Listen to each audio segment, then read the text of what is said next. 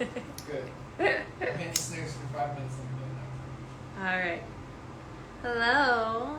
Hello, hello, hello. Happy Monday. Hello, hi everybody. Happy Monday.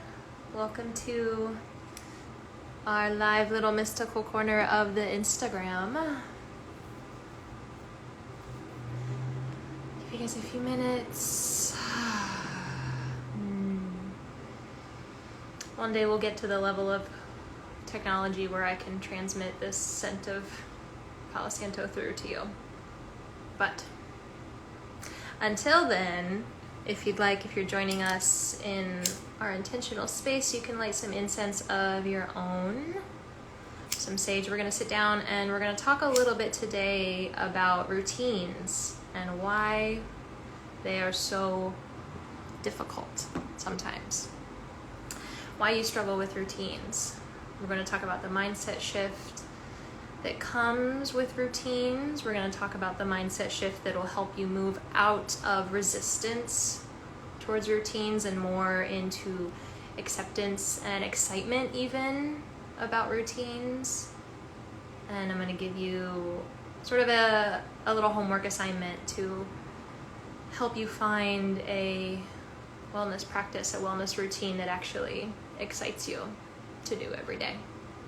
So, wherever you are in the world, you can find yourself in maybe a little bit of stillness if it's possible for you. If maybe you're just relaxing at home on your couch, flipping through, and you've chosen to join us, take a minute to just come to some stillness. If you'd like, you can even close your eyes. Maybe you want to bring one hand up to your chest, placing your palm on your heart. And we're going to take just a quick breathing exercise here together to help stimulate the parasympathetic nervous system, or the rest and relaxation part of your brain. So we can hopefully ease into this space together, maybe let go of some stress from your day. It's a really simple breathing exercise. So if you're not already, come to some stillness, bring your hand onto your heart, close your eyes. Just take a deep breath in through the nose. Let it out through your mouth. Do that one more time. Inhale through the nose. Out through the mouth. Perfect. Now I want you to inhale for a count. Whatever number you get to, just count for your inhale. And then as you exhale, I want you to try to make your exhale just a beat or two longer than your inhales. So inhale, counting your inhale here. And then extending into the exhale. Breathing out for just a few extra seconds. Good. Continue a few more rounds here just like that. So maybe inhaling for a count of 4 or 5. Exhaling if you can for a count of 7 or 8. Just 2 more here, lengthening the exhales.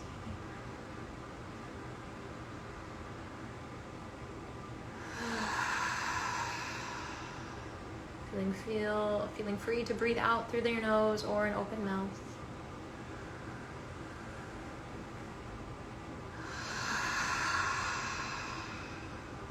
Take one more here together, inhaling for your count. Exhaling for a pace or 2 longer.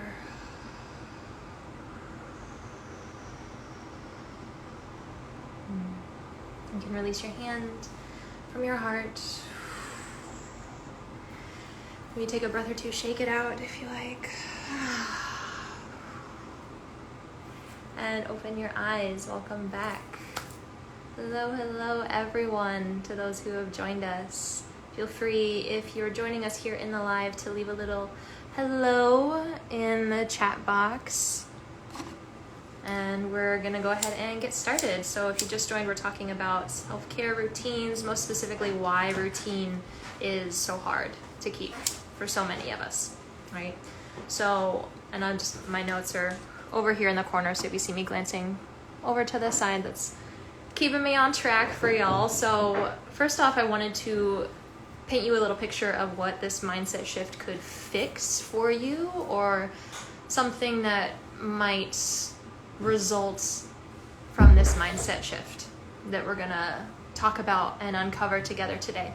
So I think the simple mindset shift that we're gonna talk about with wellness routines here is something that can have the potential to totally rewire your relationship with wellness routines, right?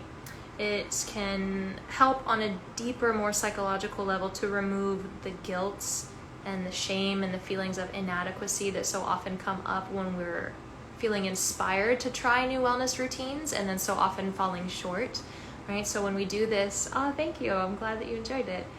So when we do practices like this, we're actually helping to remove some of those negative, resistant emotional reactions that we get when we sometimes don't meet our own expectations, right? We're often our harshest critics, unfortunately.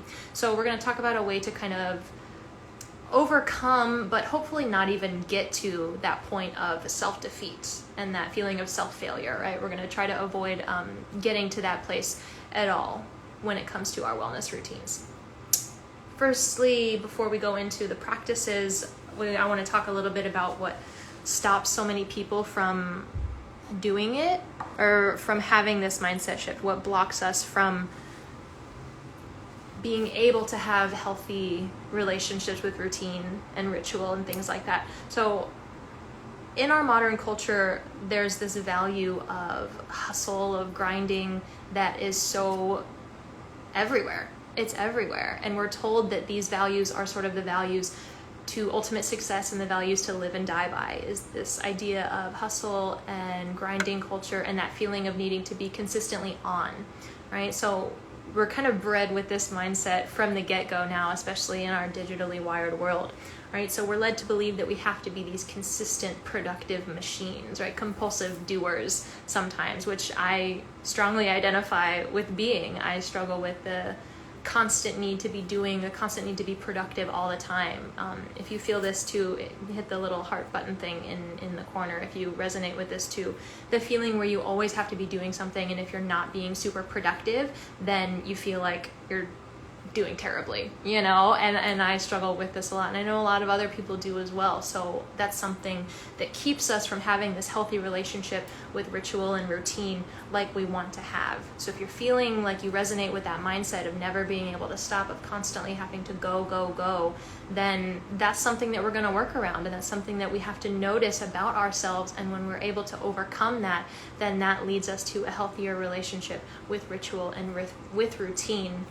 But it takes the notice that that's something that's in us, right? We always have to notice the issue in order to overcome it, right?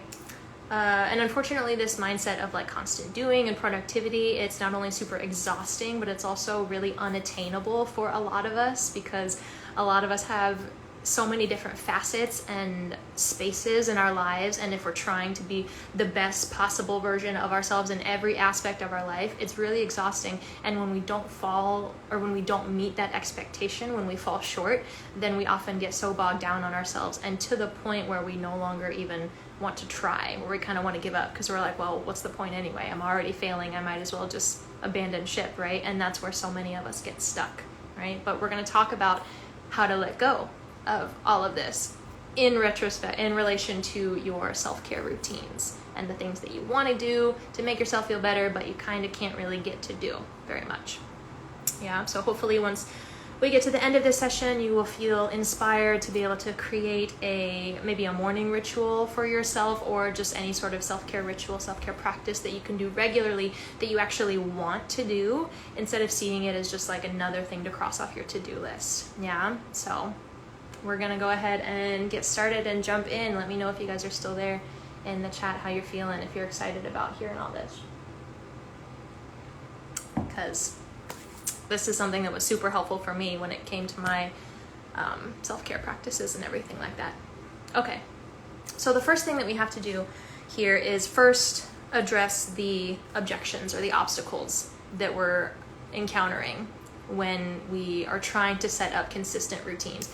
And we'll give an example of, say you want to get up at 6 o'clock every morning and work out, right? Can be whatever time works for you. If 6 o'clock is totally not even in your wheelhouse, then 8 o'clock, whatever, make up your own time. Say that you have a routine that you're trying to start to get up early in the morning and work out. So that'll kind of be our example that we'll reference throughout this talk. So the first objection or the first obstacle that we have to overcome is this sort of reverence or this attachment to this idea of consistency. And this ties super strongly into this hustle culture that we talked about before, this idea that consistency is the value that we always need to have and the value that we always need to strengthen more than anything, right? And consistency can be really powerful. It's a different form of dedication, which is one of the core values of the yoga practice. If you look at the philosophy and the values behind yoga, tapas, there is an energy of dedication and perseverance that is super important to the yoga practice. And I think that kind of aspect, that angle of consistency is good. It's always nice to have dedication. It's always good to be driven and fired up about something in a way. But consistency sort of has this energy of slugging through no matter what, right? When we're told to be consistent, you're supposed to get up and you're supposed to show up day after day, no matter how you feel, right? And while there can be power in that, for us as intuitive and spiritual creatures, that isn't always the best for us, especially women more than anything, right? We are creatures of nature, we are creatures of intuition, and we're not built to be 100% all the time, right? As much as Gary Vee wants me to be able to do it, I can't freaking do it. I've tried. I want to be the best and I want to show up everywhere all the time, but it's just not possible for me, and I don't feel good when I try to do it that way, right? So if you follow along with me and the kind of mystical teachings that I share a lot about these cycles of the moon and the cycles of the seasons, and it sort of follows this energetic framework, which we're actually going to talk about in next week's live session more in depth. But these sacred cycles, or this energetic framework that follows through the seasons and through the phases of the moon, those same cycles of energy in life are happening within you and I every single day, right? Especially as women, we get a physical embodiment of that cycle in ourselves every month too, right? So we are creatures of nature. These cycles are happening within us all the time. And that is permission, that is evidence that we're not meant to be 100% on all the time, right? It can't be summer solstice, 15 hours of daylight every single day, right? I mean, in theory, that would be really awesome if it was, right? But I mean, after a while, you would get tired, right? You get sick of it. You would kind of want that other energy, that slower, softer, darker of the winter to kind of balance it out, right? And maybe not at first, right? Eternal summer, right? That's the dream. But after a while, you need that counter energy to help balance you out, right? And that's something that is true about us as well. We can't be 100% all of the time. You can't be living your best life, having your best day every single day, right? It's just not possible. And I think we want that for ourselves so much now, especially with social media, where all we're seeing most of the time is each other's best day, is each other's 100%. So we have this idea that everyone else is constantly existing at their 100% when they're not, right? It's just people don't really share the days where they're not feeling quite as good because it's not as glamorous. It doesn't make them feel as good, right? So we're kind of caught in this spiral of everyone else is doing it great except for me. Why don't I have it figured out, right? And that's kind of what we're going to try to get rid of. And I want to give you permission to not have to feel that way anymore, right? Everyone has shitty days. Everyone has to have that time of not at 100%, and it's okay if that day is for you today, right? And I did want to say too that I'm not trying to shame or put down kind of the hustle culture or anything like that. I like I said, there definitely is a time and a place for working hard and persevering. And when you are having those super energetic days, it is really awesome to tap into that energy and utilize it to your best ability. But just when we're trying to constantly force ourselves into that mold of feeling the best and being the best every day, that's when it kind of tends to bite us in the ass a little bit, right? So the concept here is to move away from this mindset of routine and into the mindset of ritual. And that's kind of the big aha takeaway that I want for you for this evening, is to move out of this mindset of routine and into this mindset of ritual, right? There's a really subtle difference here. A routine is a fixed set of actions. It's a routine procedure. It is a daily routine. It is things that happen in a sequential order for a specific reason every single day. And even I looked up, not to be all Webster's dictionary, but I did want to look up the exact definition and have it here. The definition of a routine is an act performed as part of a regular procedure rather than for a special reason. So when you go in for a routine checkup, right, there's nothing really wrong. You're just there because it's the thing to do, right? An act performed as part of a regular procedure rather than for a special reason. So there's almost that innate sense of monotony behind it. There's that innate sense of dull or bland. It's just happening because that's what happens. This is what you do. You go in for your routine procedure. I don't know, you just do what you do. I'm not saying don't go in for your routine doctor's procedures. I'm just saying that when it comes to acts that we're doing to make ourselves feel good, you kind of want it to be for a special reason, don't you, right? You want it to have that little bit of power and emphasis behind it, right? I don't know about you, but I don't want my life to feel like a procedure, right? I want to make every moment feel as special as possible, right? I want my life to feel like a ceremony and like a ritual and something that's really special, right? I know a lot of you guys do too, right? And that's why I think moving out of this mindset of routine and into this idea of ritual is what's going to be the most helpful, especially for us, those of us that struggle with kind of keeping up regular routines like this, right? So on the other hand, from a routine, a ritual is something that's done with reverence, it's something that's done with ceremony, and they can still be actions performed in a prescribed order. Say if you are someone that really thrives under structure, it doesn't mean that you have to just be kind of like willy-nilly, loosey-goosey every day. If you do enjoy having a structure for yourself in the morning, that's great. You can still do it with more intention than just like, oh, I just have to get up and do my routine today. I just got to check off the boxes, right? You do it with intention. You do it with the knowledge that these actions are the actions that are going to set you up for success and well-being for the rest of your day, right? And then that makes it less of a chore and a to-do and more of a privilege. You have the ability to make these choices for yourself, and that's an honor to be able to choose something that you love for yourself, right? That's so important for all of us, right? Let me know how you guys are feeling about this in the chat. Hit the little heart button if this is an idea that you like, moving from ritual or from routine, into ritual. I know I started using the word ritual when I came into my kind of witchy spiritual practices, and I just love the idea of ritual, the idea of setting the stage for something, the idea of making something as vibey as you possibly can, right? I loved that. I love delving fully into the emotion and the energy of a certain moment and kind of milking that for all it's worth, for lack of a better description. So what would this look like in practice for us? So the big shift here is I want you to ask yourself every day, what can I do to honor my mind, body, and soul that I need today? So what can I do to honor my mind, body, and soul? How can I honor what they need today? There we go. Third time's a charm. It came out right in the end. What can I do to honor what my mind, body, and soul need today? Right? And so the answer is going to show up for you very differently every single day. And that's okay.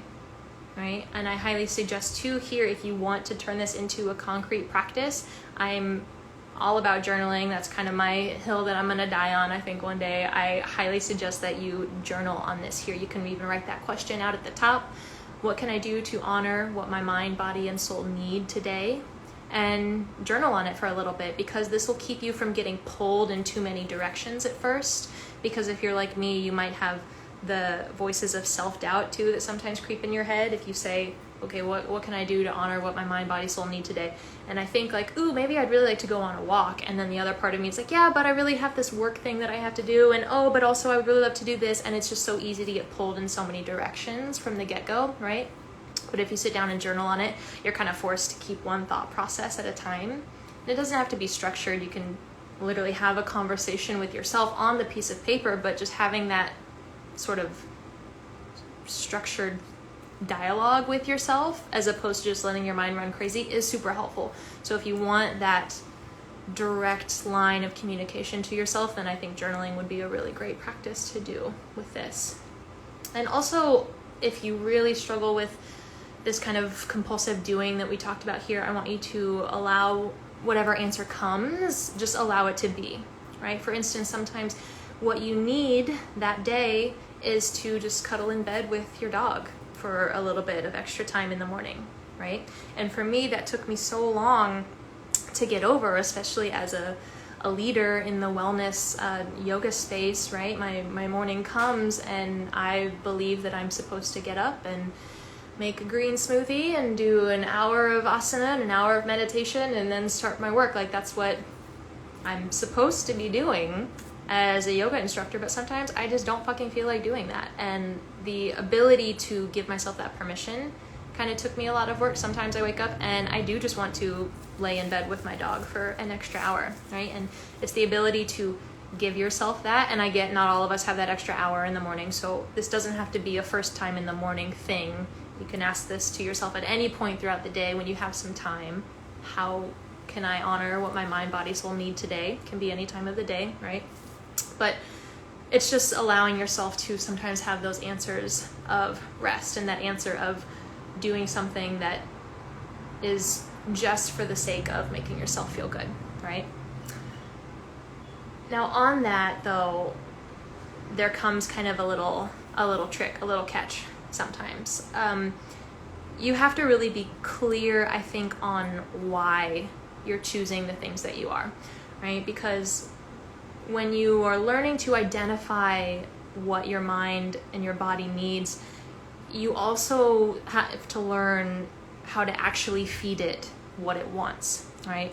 So say that you kind of wake up and you do have some extra time and you're thinking about a morning routine or ritual that you want to do, and you're like, okay, what can I do to feed my mind, body, soul today? And your first thought is, well, I just want to like lay in bed all day and not do anything.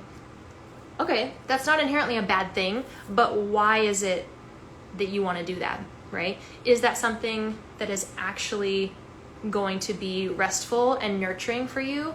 Or are you choosing to lay in bed all day as a form of avoidance, as a form of numbing for something else, right? So, and this gets a little bit tricky. This comes into knowing how to talk with your intuition. It's about knowing what triggers actually make your body feel good and which make you feel worse. So it's kind of a little balance that you have to do for yourself, right? Noticing when you're choosing acts that are actually going to be restorative and restful for you, and when those acts sometimes teeter on the edge of numbing, on the edge of avoidance, right? And I feel like sometimes too, especially in this self-care world, we can really use this label of self-care and rest as a guise for just avoiding and shutting ourselves off. And that is not what we want to do. So becoming open to the idea of having this conversation with yourself of, why am I choosing this form of rest? Why do I want to take this form of rest? And is this form of rest actually going to give me what my body needs? Right? And so you're having a conversation with yourself. You're learning to listen to your body, and you're learning then which choices actually make your body feel better. Does it make you feel better to take that extra hour and lay in bed with your dog, right? Or are you doing that as a form of avoiding something, right? So you kind of have to learn how to talk to yourself a little bit here and choose the things that are actually going to replenish you, right? Which things are going to help you come back stronger. So I wanted to give just one more example of this one here. This is one that I notice that I do very often, and I notice that a lot of other people do very often as this form of kind of rest. And also a funny thing about how people say that they often don't have time for self-care rituals and routines, but they spend so much time on their phone, which is what we're going to talk about here. So the example that I came up with is maybe you had like a big day, it was a big Saturday, and you went to the farmer's market, you went and walked downtown, you went and had lunch, visited with all your friends. It was a big kind of outward energy day, right? Whatever it is, you come home and you think, oh my gosh, I'm tired, I'm kind of wiped. So what do many of us do? We go and we lay on the couch, lay in bed, take a seat, and end up then scrolling through our phones for a few hours as a way to like de-stress, right? And I do it all the time, so I'm not pointing any fingers at anyone, but we have to notice the forms of rest that we're choosing, right? Obviously, I'm not demonizing social media. I think it's great. I'm here with you right now through it, but that is still work for our minds. Our minds still have to process all of that information. And so often we use this as a form of rest, as a way that we respond to our bodies being tired or our minds feeling tired, but we're just kind of numbing ourselves out, right? We're not doing anything to refill that cup. We're just shutting off the feeling of tiredness, right? We're just distancing ourselves from that feeling of tiredness in a way. So that's something that I know can be really hard for a lot of people to hear, and I'm not saying that you have to delete all of your social media accounts and never scroll ever again, because then you would not be here with me, so please don't do that. But notice when you're turning to social media sometimes as a way to de-stress, and notice if it actually is filling your cup up more, because so often it doesn't. More often than not, it makes us feel worse. It makes us feel guilty for then lying on the couch and scrolling anyway, because we see that Sarah is on vacation in Fiji, and why can't your husband pay for your vacation to Fiji, and the spirals happen. So just notice if that's something that's actually replenishing you, and if it's not, right? So that is kind of our spiel about moving away from routine and into ritual. I hope that that is a mindset shift that kind of clicked for some of you, or that is helpful for some of you. And for your homework, at some point, I want you either tomorrow at some point during the day, like I said, it doesn't have to be in the morning time. If you don't have any extra time in the morning, that's okay. But at some point in the day tomorrow, I want you to ask yourself, when your energy is feeling a little bit low, grab a journal and ask yourself, what can I do to honor what my mind, body, and soul need today, right? And if it helps you to think of intentional rest, right? How can I rest intentionally today, right? So let me know if those journal questions help you at all. If anyone needs me to repeat them in the chat, just let me know and I will. So if you have any other questions or thoughts about this, please send me a DM here on Instagram. I would love to talk to you about this, because I've spent the last 4 or 5 years of my life working with rituals and working with routines, and noticing how my experience has shifted with them, and noticed what's worked for me, what's worked for my students, and what hasn't, right? So if you ever have any specific questions about a specific routine or ritual that you're trying to put together and you want some feedback from me on it, just feel free to send me a message. I'll always answer you. And I wanted to just let you know that our next live session here will be the 7th, December 7th. I think that's a Tuesday then, and we're going to talk over energy and time management 101. So we're going to do an overview of the 4 energy archetypes that I kind of referenced earlier within the seasons and the phases of the moon, and how those ripple in our own lives. Tuning into the body and taking this from a sense of feeling rather than thinking when it comes to managing your energy and managing your time, right? So yeah, I hope to see you guys there for that also. I hope you have a really great rest of your Monday. Thank you so much for joining me here. Those of you that stayed with us through the live, thank you. And those that watch later on in the day in your life, I hope you're well wherever you are. So enjoy your evening.